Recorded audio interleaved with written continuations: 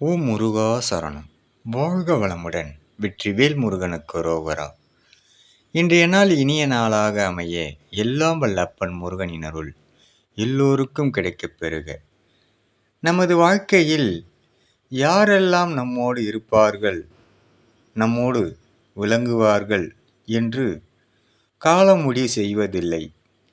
அவர்களின் நடத்தையும் மற்றும் அவர்களின் வார்த்தையும் தான் அந்த முடிவை செய்கின்றது.